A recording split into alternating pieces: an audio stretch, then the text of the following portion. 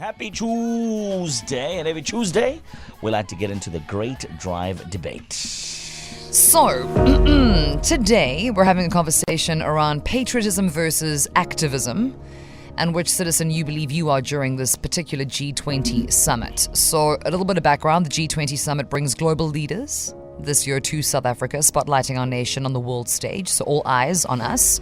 Should citizens, quote unquote, keep it clean and show unity?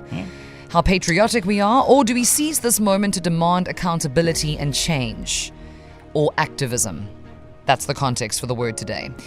Does the old saying, as your mothers used to tell you, don't air your dirty laundry for the neighbors to see, still apply at this particular juncture?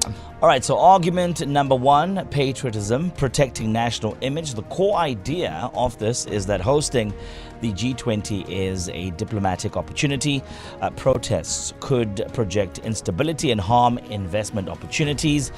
We must understand that global perception matters. Studies show that visible unrest during summits can deter foreign investment and the opportunity for tourists to come to the country. According to reports, Johannesburg's water crisis and service delivery protests have already raised concerns about South Africa's readiness for global events. Case study, Toronto G20 in 2010. Protests led to over 1,000 arrests and global headlines about chaos overshadowing the overall objective of the summit goals. To sum up the economic states, G20 represents 85% of the global GDP. A positive image can attract trade and partnership, while unrest will risk reinforcing narratives of dysfunction. The patriotic view is let's show unity and pride. Fix issues internally, but don't embarrass the nation when the world is watching. Okay, so that's argument number one. Argument number two is for activism, encapsulating that this whole situation is a perfect moment for change to actually take place. The core idea, global attention amplifies local voices, and silence equals complicity. So while people are watching, let's show them something. Scholars usually say visibility drives action. Research on global activism shows transnational events like G20 create leverage for domestic movements to pressure leaders and also gain international solidarity. The case study for this one is that in the Brazil G20, which happened in 2024, we saw indigenous and climate activists staging symbolic protests in Rio, forcing climate and hunger issues onto the summit agenda. They were like, look at this, we are here. The protests didn't produce immediate policy shifts, but ultimately helped shape the narrative and secure formal recognition of climate and hunger issue in the summit's outcomes. In other words, it worked. The activist view, patriotism isn't silence. True love for the country means demanding justice and accountability, even if the neighbors hear. Let's give them something to talk about. So now we turn to you. We ask you, which side are you for and which side are you against? With the world's eyes on South Africa ahead of the G20 summit, do we roll out a red carpet and be patriotic, or are we going to raise our placards and become activists? Where do you land on this? You can call us right now on 087-086-9495. Otherwise, you can send us a voice note to 061-792-9495. Which citizen are you during this G20 summit? So we gave you two arguments. One that is pro-patriotism, i.e., let's keep quiet until the fancy foreigners have left.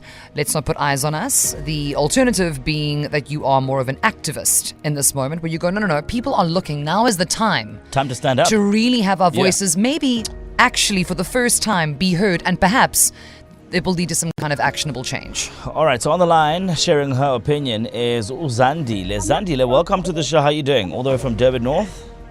Hi, good afternoon, team. Are you good? Hey, man, we're good. Which side are you on, patriotism or activism? Activism, definitely. Right. I think it's about high time we show the spotlight to the issues that we keep fighting. We keep asking for action, and we keep getting promises, and we see nothing is being done. We get this commission and that commission, nothing ever gets done. No accountability. People just get away with it, and unfortunately, it's too much, and it's enough now. Yeah. You know, Zandile, I just want to build on what you're saying here, because you're being very diplomatic with your words, and we appreciate that, because we're being economical with our energy. There's a lot to be upset about, you know what I mean? There's a lot of impatience and frustration around so many things. The list obviously is endless. But as this is now on the doorstep, do you feel like we could, as South Africa, be activists in a beautiful and controlled way, and that wouldn't put us in the eyes? Because I think the idea that we are incapable of being active, right, and bringing these issues to the forefront, that we can't do it without causing a huge scene, and it's going to be chaotic and problematic. Do you think that we could do that? We could just rock up calmly, have our voices heard, get a change done, and keep it moving? I think we can. And I think this is a great opportunity for us to do so and show the world that we are capable people. But if we don't take this opportunity, it's the only opportunity that we have, and we're going to regret it. Yeah. Yeah. Shout out to you, Zandile. Thank you so much for sharing your thoughts and your opinion, okay? Thanks, guys. Bye. Nice. So, listen, Stacey, I hear where you're coming at this from with regards to the peaceful protesting and having our voices heard. Another thing to think about is the fact that when we say protest in South Africa, it takes us way back, and it's not a cute time.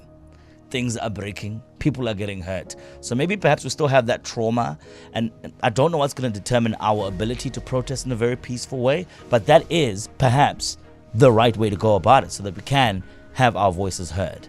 I mean, particularly around issues that affect women in this country. Yeah.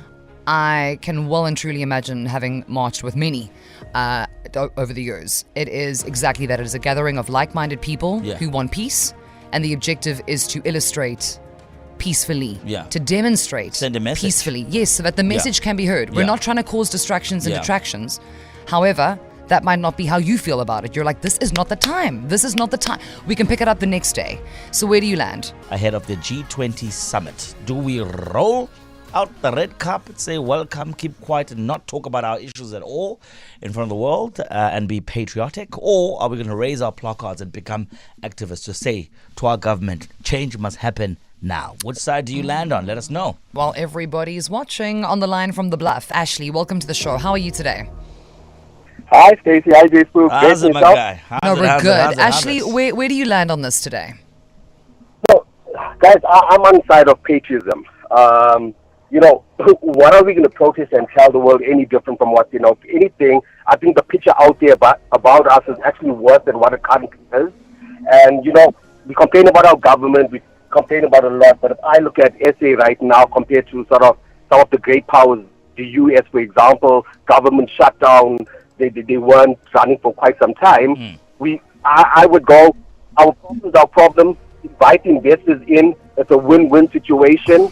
So right now, on the side of patriotism and says, you know what, let's try to get the investors in the country and we all win. So we're Ash, my brother. I hear you and we respect your opinion, right? So we have this small issue, and I'm being sarcastic by saying small issue, gender-based violence in South Africa. For many, many years, we've been hearing the government say that they are going to put forward plans to ensure that the numbers drop. But we haven't seen that happening, right?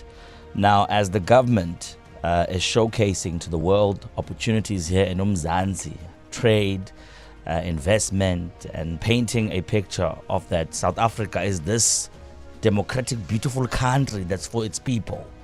Do you not think now is the time for us to get the attention of government by saying, hey, you are painting the wrong picture? We have issues as South Africans that need to be dealt with instead of you painting this picture that doesn't exist, that we don't get to experience on a day-to-day basis. When will the opportunity be if it's not now, Ash? No, James will agree 100%. It is. But the question is, if you do this, what are the guarantees that it will change, things will get better? There is no guarantee that, if anything, we're going to cause more damage in terms of potential investors coming to the country than actually fixing the problem. To be honest, with gender-based violence, why are we relying on the government? It's for us to stop it. If each individual ensures the next person is not doing it, we can make the difference ourselves. So right now, we're relying on the government to do something where we as a community should be doing something about it. If you're seeing abuse next door, shouldn't you be saying something? Shouldn't you be doing something? But yet, what we do, we turn the other way because it's not my problem. Yet, that not being a problem affects the country at large because now you don't get invested into the country. Well, Winfred, I'm not going to be long, Ned. Just to share a different opinion on this, where government gets involved in terms of policies, in terms of consequence, in terms of people being held accountable when they abuse women and children. That's where the government gets involved. The government is not playing their role. When we call 910 111, we don't get an answer immediately. That's where government gets involved. That's where we need the government to be held accountable in terms of offering the services to protect our children. They're not doing that as it is, and that's where they come in. Yes, as a community, we can stand up, we can speak when we see, but when we speak, who's hearing us? Because the police, as part of government, being run by government, is not doing the things that they need to be doing to hear our voices and to act upon them.